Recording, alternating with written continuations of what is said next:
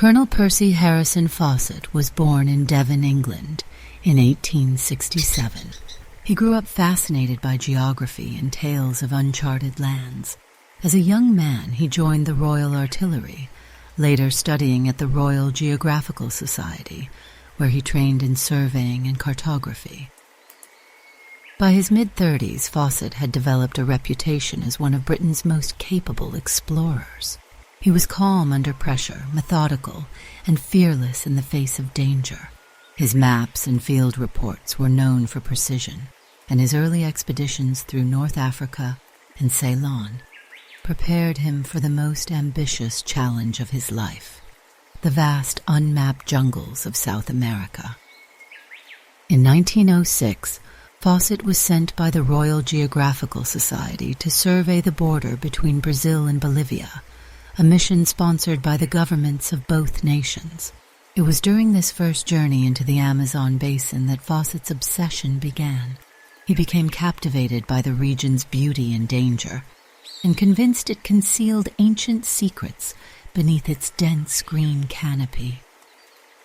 He returned to England with detailed maps and a growing belief that civilization in the Amazon might once have rivaled those of Egypt or Mesopotamia.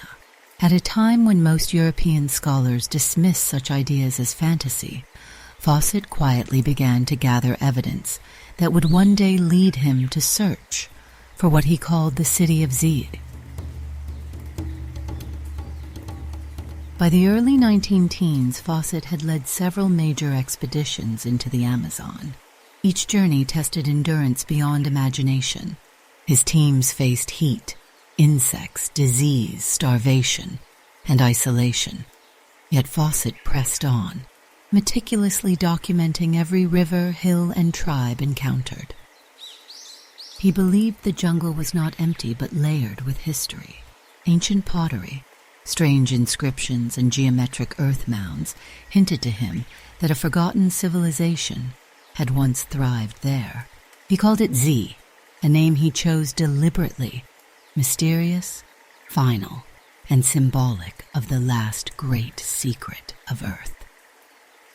Among his private papers was a 17th-century Portuguese manuscript known as Manuscript 512. It described the ruins of a large city found deep within the Brazilian interior, streets paved with stone, arches carved with strange symbols, and a temple containing statues of unknown origin.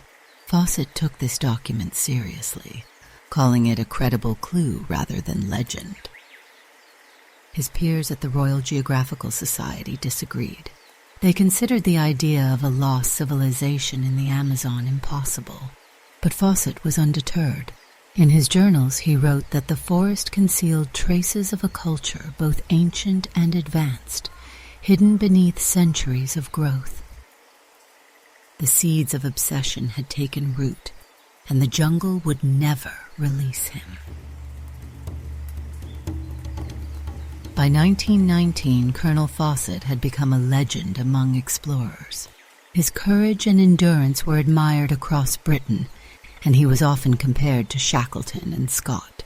Unlike many adventurers of his era, he treated the indigenous peoples of the Amazon with respect, learning their languages and customs.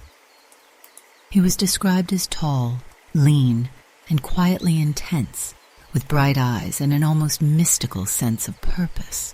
Letters to his wife Nina reveal a man torn between family duty and the call of discovery. He wrote, "To fail in exploration is not tragedy, but to never seek is to never live."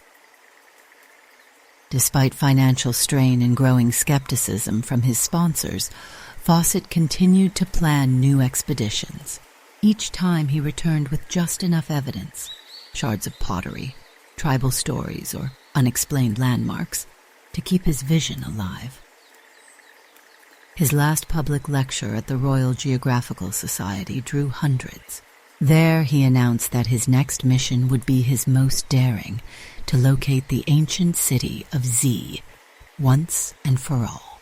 He promised that when he returned, the world would know the truth of what lies in the heart of the Amazon. He would never be seen again. Fawcett's first major expedition into the interior began in 1907. The Royal Geographical Society tasked him with charting the source of the Rio Verde, a region so remote that maps of the time showed only blank space. He led a small team through rainforests thicker than walls, where humidity and insects never relented. Men collapsed from fever and exhaustion. Equipment rusted. Compass needles drifted wildly under magnetic interference. Still, Fawcett pressed forward, sketching ridgelines and river systems by hand, often while standing waist-deep in swamp water.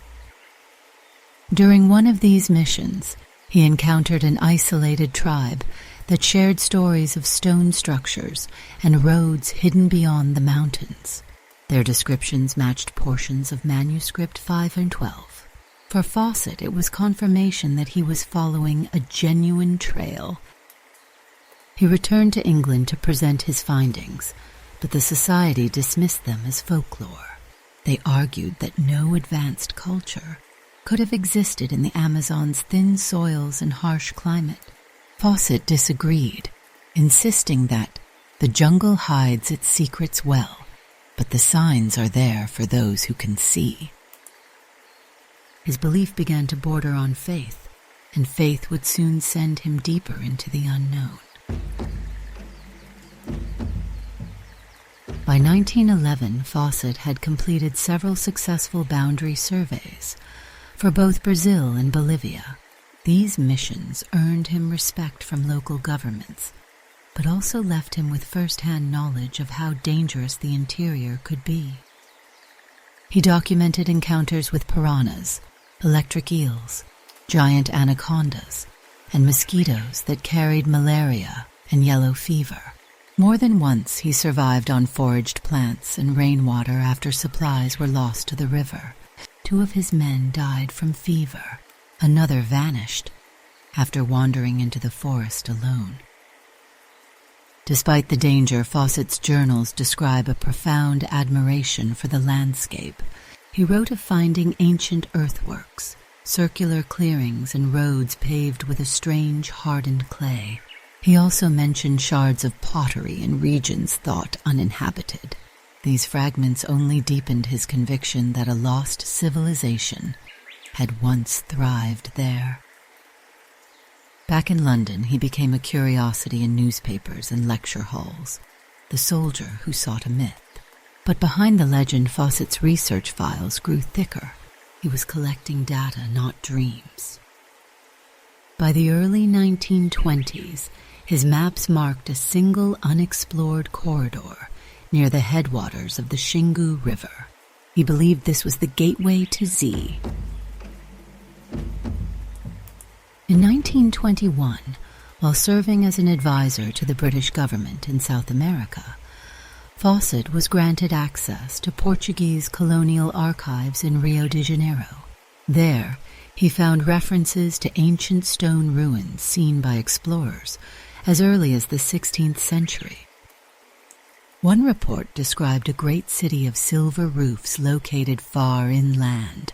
Another spoke of roads wide enough for 10 men to walk abreast.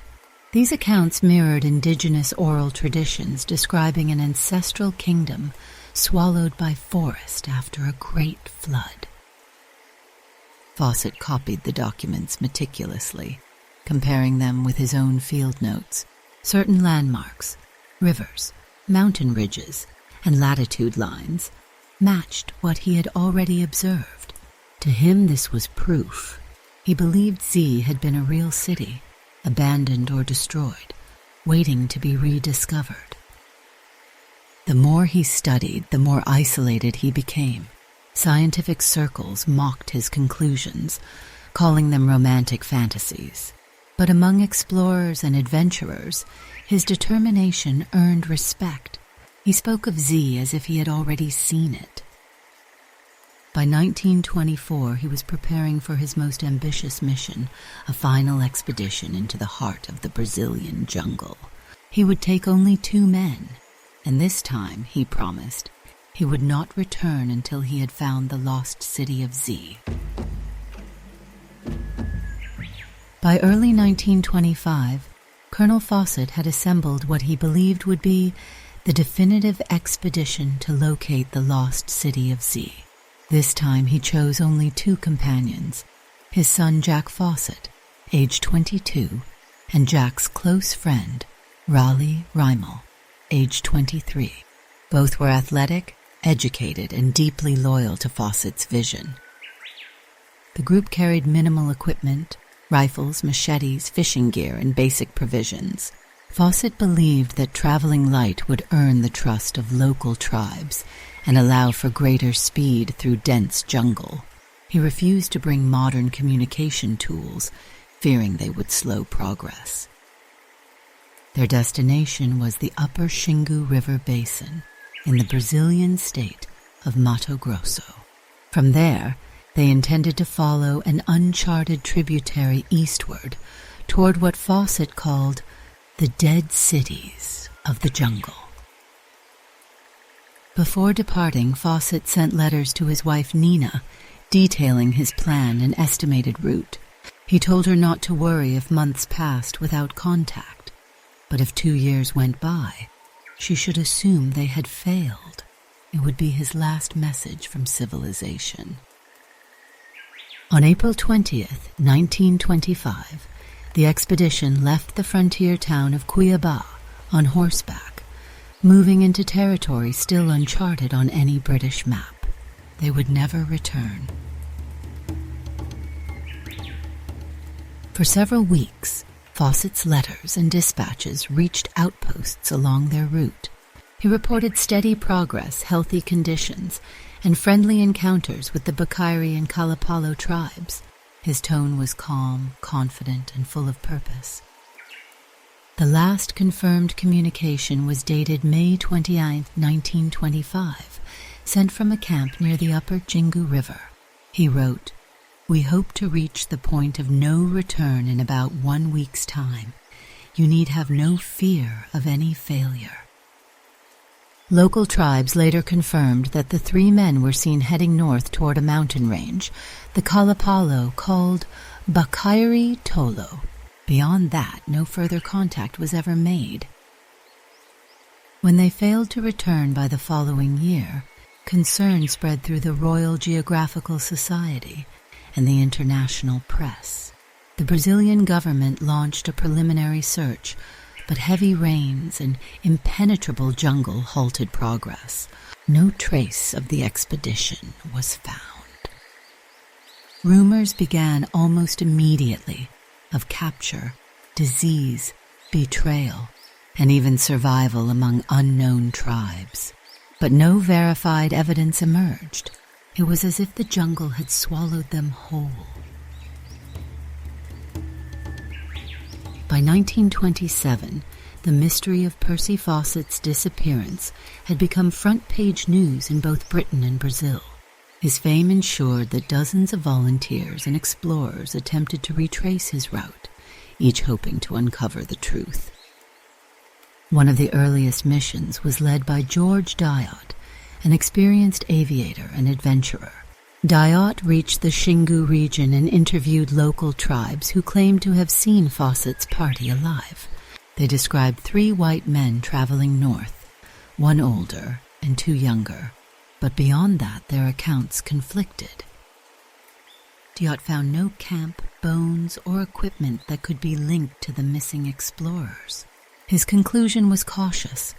The men had either perished in the wilderness or been killed by a hostile tribe deep beyond known territory. In the years that followed, more than 100 people took part in various expeditions searching for Fawcett. Some disappeared themselves. Others returned with contradictory stories, each adding to the legend rather than resolving it. By the mid-1930s, the name Percy Fawcett had passed from fact into myth. The man who sought a lost city had himself become the greatest mystery of all. As the years passed, the disappearance of Colonel Fawcett and his party became one of the most publicized mysteries in the world of exploration. By 1930, newspapers across Europe and the Americas carried weekly stories about sightings, skeletal remains, and lost letters, none of them confirmed. The Royal Geographical Society received hundreds of inquiries from would-be rescuers. Some were scientists, others adventurers chasing fame. At least 10 organized expeditions entered the Brazilian interior between 1928 and 1934. Most returned exhausted, empty-handed, or ill. A few never returned at all. Among the most notable was Major George Dyot's expedition of 1928. Dyot managed to reach the Kalapalo territory where Fawcett was last seen. Tribal elders told him that 3 outsiders had passed through many years earlier, heading toward the north, but had never come back. He found no trace of graves or belongings. The official conclusion was that Fawcett's party likely perished of disease or starvation deep in the jungle, but without proof, public fascination only grew stronger. Throughout the 1930s and 40s, new stories surfaced from explorers, missionaries, and rubber trappers working in Mato Grosso. Some claimed to have met tribes possessing European artifacts, a compass, a brass telescope, even a signet ring said to belong to Fawcett. None of these items were ever authenticated. A report published in 1943 by Brazilian journalist Edmar Morel quoted tribesmen who described a tall, older foreigner living among a remote group beyond the Xingu. The man, they said, had a long beard and wrote in books made of paper. No further evidence supported this claim. In 1951, another investigator, Orlando Villas-Boas, one of Brazil's most respected explorers, interviewed elders of the Kalapalo people.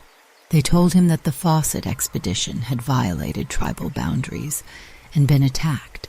Villas-Boas believed the story sincere, though he admitted it could have referred to an entirely different event years later. By that time, the jungle had reclaimed every trace of the original route. The Royal Geographical Society marked the file closed. No further action. But among the public, belief in Fawcett's survival persisted. Some imagined him living peacefully with an unknown tribe, guarding the secret of Z. During the 1950s, several independent explorers claimed to find signs of ancient structures deep within the Amazon basin. Brazilian archaeologist Manuel Nunes Pereira reported large geometric earth mounds, causeways, and stone foundations across the state of Acre. He suggested they might be remnants of a complex pre-Columbian culture. These findings reignited interest in Fawcett's theory. If such constructions existed, perhaps the explorers' belief in an ancient city had not been misplaced after all. Later in the decade, aerial surveys confirmed unusual geometric clearings, circles, and squares hundreds of meters wide, carved into the landscape. They could only be seen from the air. Scientists at the time had no explanation for their origin. Though none of these discoveries were ever connected directly to Fawcett, they lent credibility to his conviction that the Amazon once supported large, organized populations. Modern archaeology would later confirm that he was closer to the truth than anyone realized. By the end of the 1950s, the lost city of Z was no longer seen as a fantasy, but as a symbol of human persistence and the price of discovery. By the 1970s, technology began to offer tools Fawcett could only have dreamed of. Aerial photography revealed that large portions of the Amazon basin were not the untouched wilderness once imagined, but a mosaic of geometric clearings and ancient ditches. Archaeologists began to realize that the rainforest had been shaped by human hands for centuries. Soil analysis revealed patches of dark, fertile earth known as terra preta, or black earth. Unlike the naturally poor soil of the jungle, terra preta contained high levels of charcoal and nutrients, evidence of deliberate cultivation by long-term settlements. These findings suggested that millions may have once lived across the region in complex societies supported by agriculture and trade. The implication was profound. The Amazon was not an untouched wilderness at all, but the remains of a forgotten civilization. In academic circles, attitudes toward Fawcett's ideas began to shift. What had once been dismissed as fantasy was now viewed as foresight, the instinct of an explorer who saw patterns others refused to see. In the early 2000s, a new generation of researchers began using LiDAR technology, a form of airborne laser scanning, to map the Amazon canopy from above. What they discovered changed archaeology forever. Hidden beneath the jungle's surface were vast networks of roads, raised causeways, canals, and geometric enclosures stretching for miles. The structures were too large and too organized to be natural formations. They indicated planned urban centers, the very kind of advanced society Fawcett had described a century earlier. In 2018, a study published in Nature Communications revealed more than 100 interconnected settlements in the upper Tapajós Basin of Brazil. These sites contained large ceremonial plazas and defensive walls, all dating back between 600 and 1,000 years. For archaeologists, it was undeniable evidence that the Amazon once supported thriving populations on a massive scale. For historians, it vindicated at least part of Percy Fawcett's vision, that beneath the green expanse lay the remnants of a forgotten civilization. Today, Fawcett's name occupies a curious place in history, part explorer, part myth. While his physical fate remains unknown, his ideas have quietly been proven far less fanciful than his critics claimed. The ruins he imagined may never have matched the scale of his dreams, but the principle behind them was sound.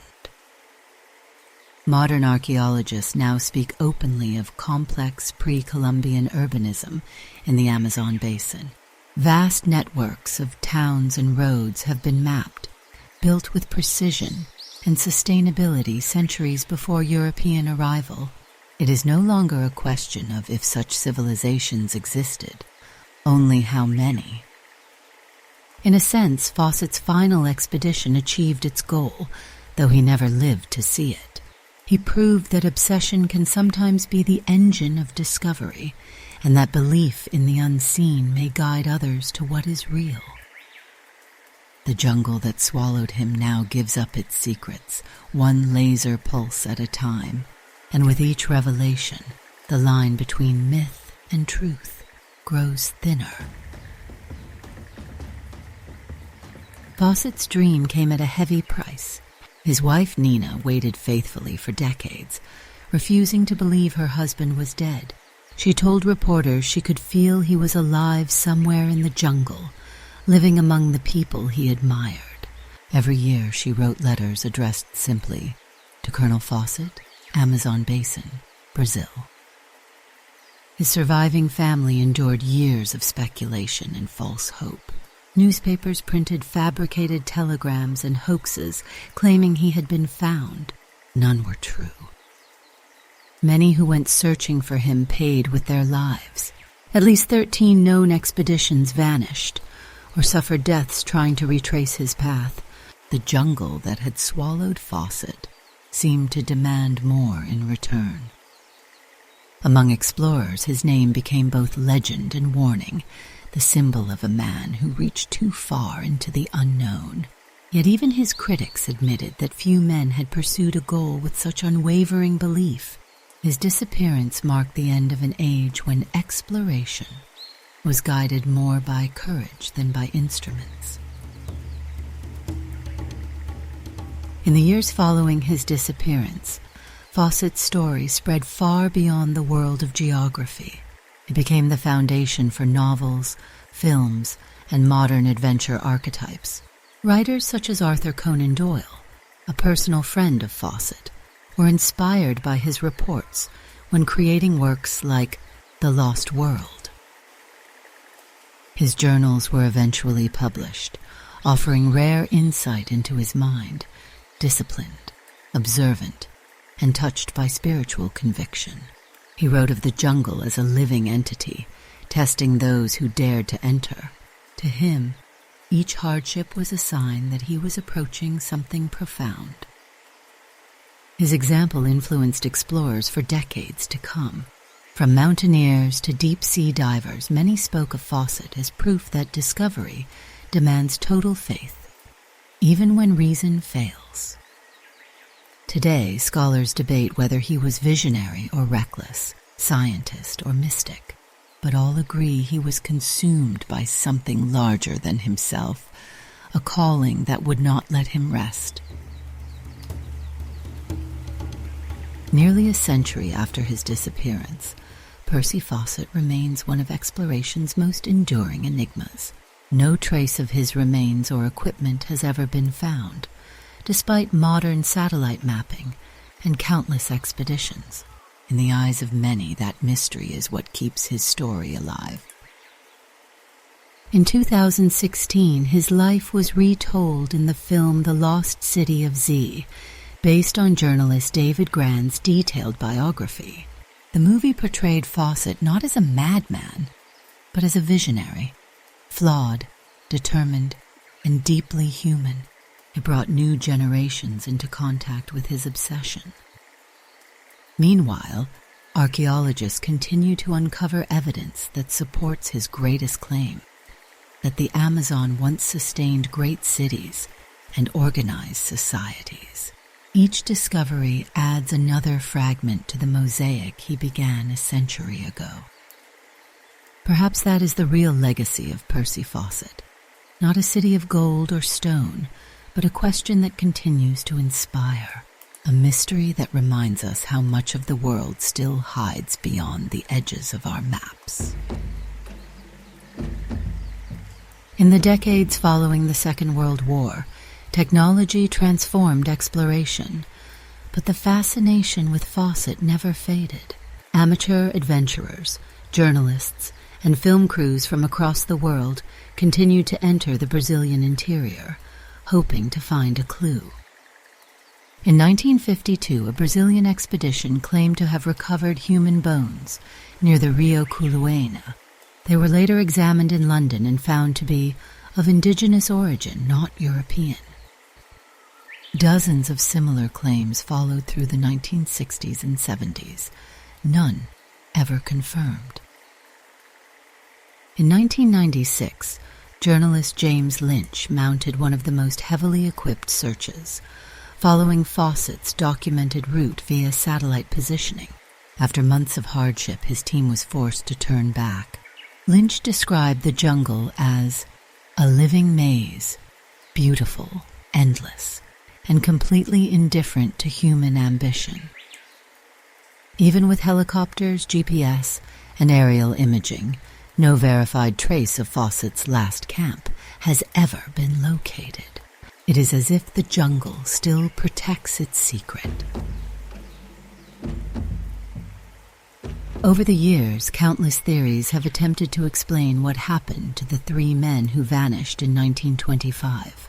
Some suggest they were killed by hostile tribes deep beyond the Xingu River, a punishment for trespassing sacred land. Others believe they succumbed to disease, starvation, or the endless exhaustion of the rainforest. A few theories drift closer to legend. Stories persist of a foreign elder who lived among an isolated tribe, teaching reading and writing until his death. These tales cannot be verified, but they have endured for generations. Skeptics argue that Fawcett's obsession clouded his judgment. Supporters claim it was that same faith that made him one of the last true explorers of his age. Neither side has proof, only conviction. In the end, what happened to Percy Fawcett may never be known, but his disappearance became something larger than tragedy. It became myth.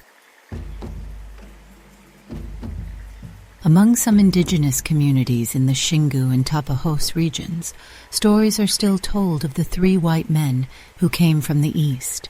The accounts vary, passed down orally for nearly a century, yet the essence remains the same. Strangers arrived, seeking the lost homes of their ancestors, and the forest took them in. Researchers who have worked with local elders note that these tales are told with respect rather than hostility. Fawcett, in their memory, is neither villain nor victim, but a traveler who crossed into sacred space. The forest, they say, allowed him to stay. These oral traditions blend fact and spirit seamlessly, much like Fawcett's own view of the world. He believed that discovery was not just physical, but spiritual, that places had consciousness, and that some knowledge was not meant to be taken. In that way, perhaps his story did not end in failure. He found the mystery he was searching for, and in doing so became part of it. In the last 2 decades, research across the Amazon basin has uncovered evidence of extensive pre-Columbian societies far more advanced than once believed. Excavations in Brazil, Bolivia, and Peru have revealed raised fields, fortified villages, and vast canals for transportation and irrigation. These were not isolated tribes, but organized networks linked by trade and shared culture. Satellite and LiDAR data now show hundreds of previously unknown sites arranged in geometric precision, squares, circles, and avenues aligned to celestial points.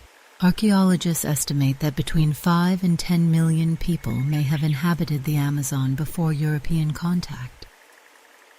Diseases brought by early explorers likely decimated these populations, leaving behind only scattered remnants.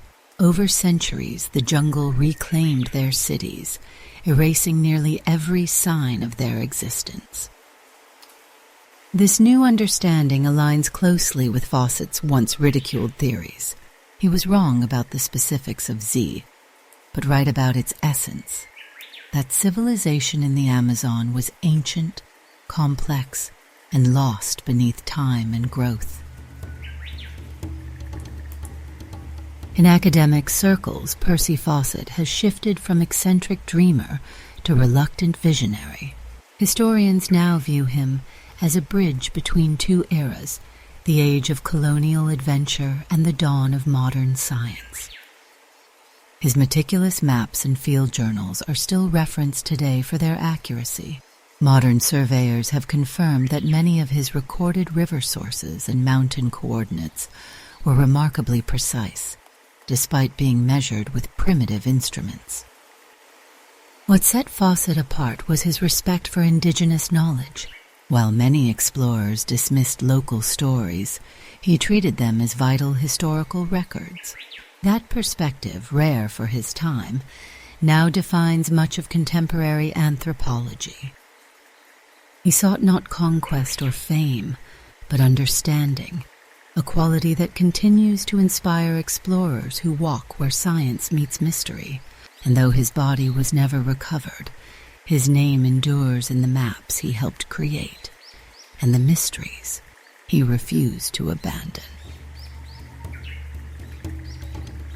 The story of Percy Fawcett is no longer one of failure, but of transformation. It reminds us that discovery is not always measured by what we find, but by what we awaken in others.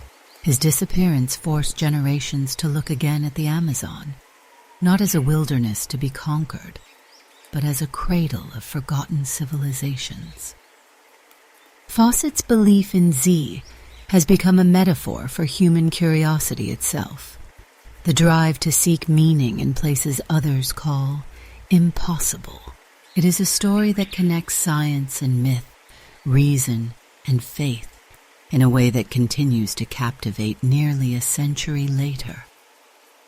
In the end, perhaps the lost city of Z was never a single place, but a reflection of our desire to understand what lies beyond the known. For Fawcett, it was a city of stone and memory. For us, it is a reminder that the unknown still surrounds us. And somewhere deep within the endless green, the echoes of his journey continue, silent, unseen, and eternal. In the 21st century, the tools of exploration have changed.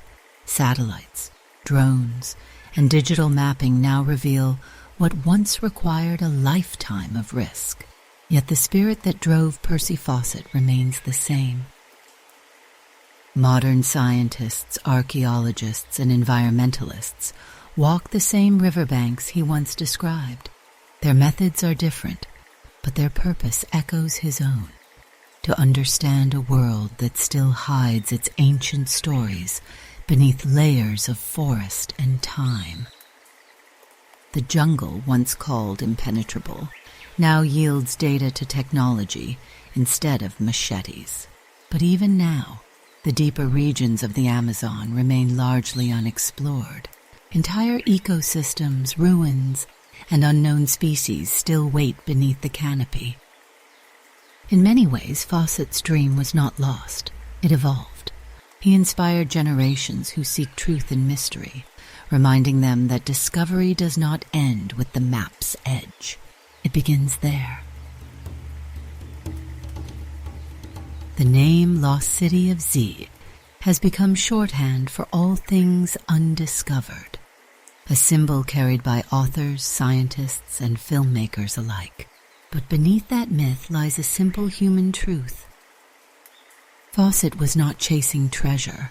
He sought connection, proof that human civilization had flourished in even the harshest corners of the earth. He believed knowledge was sacred, that every ruin and artifact was a voice from the past calling to be heard. Today, as archaeologists unearth networks of cities across the Amazon basin, they find evidence that his instinct was right. There were once roads where he walked, settlements where he camped, and cultures more complex than any mapmaker could imagine. In this way, the myth has folded back into truth, and the truth, now visible through satellite eyes, vindicates a man who refused to stop believing. Nearly 100 years after his disappearance, the question remains: what happened to Percy Fawcett, Jack Fawcett, and Raleigh Rimell? No trace of their bodies, tools, or camp has ever been found. Their journals ended mid-sentence, their story swallowed by the silence of the Amazon. Perhaps they reached the ruins they sought and perished there.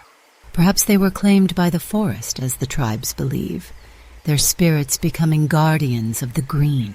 Or perhaps their fate is not meant to be known, preserved as one final secret of the jungle. Fawcett once wrote, "The forest is alive. It whispers to those who listen." And even now, the Amazon whispers still. Every rustle of leaf, every buried stone, a reminder of those who dared to listen too closely. In the heart of that vast, breathing wilderness, the legend of the lost city of Z endures, not as fantasy, but as faith. The faith that somewhere, beyond the reach of time and reason, the unknown still waits for us. Time has a way of reclaiming all things, and the Amazon is its most patient servant. The trails once cleared by explorers are now swallowed by roots and vines. The rivers shift their courses, erasing footprints and campsites. Even the maps drawn by Fawcett, so careful and exact, have been softened by moss and water. Yet the jungle has preserved something else, a silence that feels almost deliberate, a reminder that some mysteries are meant to remain unsolved. Every expedition that enters the green seems to leave with more questions than answers. Still, Fawcett's name endures like a compass needle pointing into legend. His story is retold in classrooms, books, and documentaries, each one trying to understand what drove him to risk everything. The answer, perhaps, lies not in the ruins he sought, but in the search itself. Because to explore is to believe, and to believe is to live forever in the imagination of others. Modern archaeology has confirmed much of what Percy Fawcett only suspected. The Amazon was not empty. It was once home to interconnected cities, ceremonial plazas, and roads that stretched for miles. It was a landscape alive with design and purpose, an empire erased by time and overgrowth. In proving him partly right, science has also proved something deeper, that myth often holds fragments of forgotten truth. Fawcett's conviction, once mocked, helped inspire the very curiosity that would one day uncover what he imagined. Today, researchers continue to map the remnants of these ancient networks. Each discovery reshapes our understanding of human history and the resilience of civilization. The lost city of Z may never be found in one place, but its spirit now exists in every new revelation uncovered by modern science. And in that sense, Percy Fawcett's journey never truly ended. It simply changed form, from legend to evidence, from dream to discovery. Thank you for listening to The Lost City of Z, the story of one man's belief in what the world refused to see. A journey that began with maps and ended in myth, yet left behind truths no one expected. If you've enjoyed this exploration, please subscribe to Sleepy Mysteries, where real stories meet the unknown. Each episode uncovers another piece of history that still whispers to us, from the depths of the jungle to the edge of space. Your support helps keep these mysteries alive, told with care, accuracy, and quiet wonder. Share this story with those who love true exploration, not of planets, but of the human spirit. And next time, join Regina Sage Monroe as we travel across the frozen seas to uncover another story long buried in ice and silence, a tale of endurance, loss, and the strange persistence of hope. Until then, this is Sleepy Mysteries, where every fact has a shadow and every mystery a voice.